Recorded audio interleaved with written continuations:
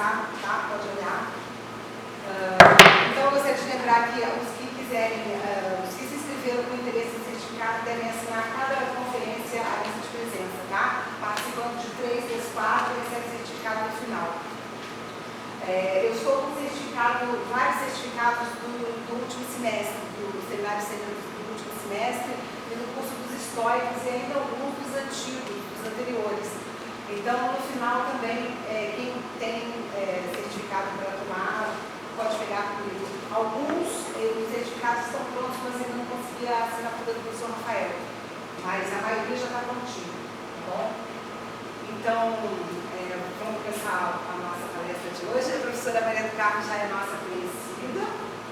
Terceira vez que ela participa do nosso seminário. A professora Maria do Carmo é graduada em filosofia pela Universidade de Santa Augusto, que na época era ligada à PUC, e depois fez a sua pós-graduação em mestrado e doutorado aqui na FRJ. Trabalhou aqui por mais de 15 anos, mas deixou a FRJ porque foi convidada a ser reitora da Universidade de Santa Augusto. Então, ela se afastou da FRJ, mas tem sempre vindo aqui participar do nosso seminário. Ela é uma especialista em Aristóteles, as aulas dela são imperdíveis, né? Então é isso. Então, muito obrigada, professora, pela sua participação mais uma vez, tá? E também, só mais uma coisa que eu queria dizer, que muitos dos inscritos são alunos do primeiro período, e eu fiquei bastante contente com esse interesse do alunado novo em conhecer os professores de uma geração mais antiga. Ok? Professora, muito obrigada. Obrigada, foi a minha oportunidade que eu adoro de voltar para a sala de aula. Infelizmente estou afastada já há bastante tempo, mas é sempre um prazer grande. Hoje a gente vai falar sobre o prazer, e a gente vai ver que tem prazer com poder se exercitar, poder agir naquilo que a gente gosta, poder fazer, realizar aquilo que a gente mais tem prazer. Então essa oportunidade eu agradeço aos organizadores dessa área especial, pela organização desse seminário, que abriu essa perspectiva, essa possibilidade de professor mais antigo. Então, o tema nosso hoje é sobre a questão do prazer, como é que Aristóteles, de certa maneira, resolve esse nó que existia na época dele, era o centro de uma série de discussões. Eu começo com uma frase do Machado de Assis, na memória resposta para as coisas, que diz que o prazer é uma dor bastarda. E eu diria que ele devia talvez inverter essa oração e dizer que para Aristóteles a dor é um prazer bastardo. O normal, o natural, o de acordo com a natureza é o prazer. A dor é um acidente. É uma visão otimista que a gente vai ver. Aristóteles confia na natureza humana, confia na possibilidade da realização humana, confia na possibilidade do homem alcançar a felicidade. Ele tem uma visão positiva do prazer, né? E isso coloca ele numa posição ímpar diante de todas as discussões que havia naquela época.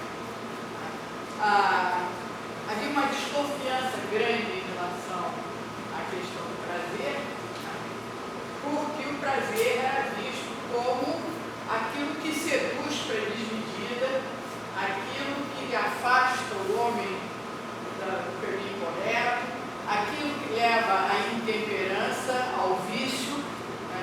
Então, quem queria seguir o caminho da virtude, uma das coisas, das providências era se afastar do prazer, ser imune ao prazer. É claro que o exemplo de Sócrates, a herança de Sócrates, está ali muito viva, muito presente, né? O autodomínio de Sócrates era proverbial. Como é que ele se comportava nas batalhas, enfrentava o terror das batalhas com toda a tranquilidade, como é que ele resistia à sedução de Alcibíades, né? O Platão descreve o Alcibíades se queixando do Sócrates, da impossibilidade de seduzir o Sócrates, como é que ele era tinha um absoluto controle sobre suas emoções, sobre seus desejos, e isso fazia dele um emblema da virtude. Há um autor desse sujeito que estudou essa questão do prazer, e ele diz que, uma vez que toda atividade, conforme a natureza humana, é necessariamente acompanhada de prazer, o valor dos nossos prazeres tem como medida imediata o valor das nossas atividades. Isso resume muito bem o pensamento de Aristóteles sobre o prazer.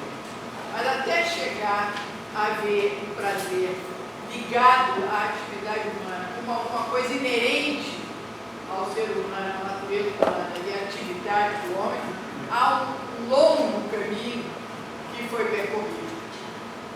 A tradição grega, Sócrates, é um divisor de águas, não só em termos de filosofia teórica, mas também na questão da ética, quando ele se afasta da tradição dos poetas, da religião mesmo, e vai em busca de uma ética baseada na racionalidade. Como é que é possível dirigir racionalmente o comportamento? Como é que nós podemos alcançar essa direção consciente, racional que nós queremos, e como agir para atingir o que nós queremos?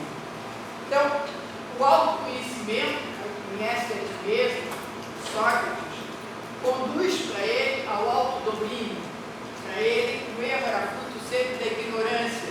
Você não se conhecer, você não ter consciência das próprias paixões, isso é que levava o homem ao erro, isso é que levava o homem a descontrolar e a ceder aos seus impulsos e às suas paixões.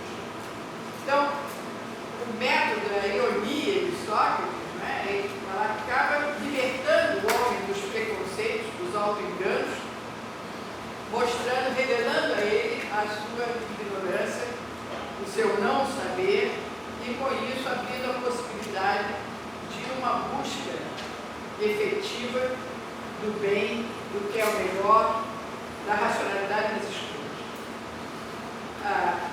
Não só Sócrates, mas há uma tradição muito rica na Grécia, inclusive existem autores que dizem que a sabedoria na Grécia começou pela ética, o interesse era primeiro como viver bem, a sabedoria era identificada com essa sabedoria prática que levava o homem às boas escolhas, a saber viver de forma harmoniosa, a saber dirigir a sua vida pelo melhor caminho. Isso é que era o conceito de sábio, tinha essa conotação, como também tem para nós, de certa maneira, quando a gente diz que o fulano é um sábio, ele lida bem com a vida, lida bem com as questões da vida. Então, esse sentido foi primeiro dentro da filosofia. Há uma rica tradição de literatura, das tragédias gregas, de Homero, de Hesíodo, e aqueles autores antigos que traziam referências, que traziam valores, que traziam memória de feitos significativos que atuavam como uma referência do comportamento dos gregos. Essa tradição, ela é rompida na época justamente de Sócrates, os sofistas introduzindo um relativismo, uma crítica, um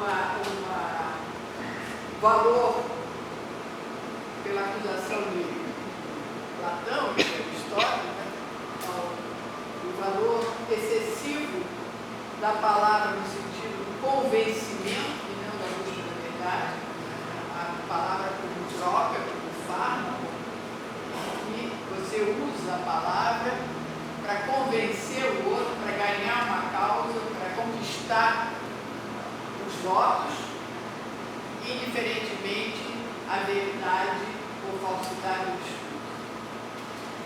Então, esse panorama aí que Aristóteles vai enfrentar. Tá? Quer dizer, o que é o dedo do prazer, qual é o papel do prazer, se o prazer é um risco ou não é um risco, se ele se identifica com o bem ou não, se a felicidade é possível sem prazer, se o virtuoso, se há uma compatibilidade entre a virtude e o prazer, ou se as duas coisas são inconciliáveis.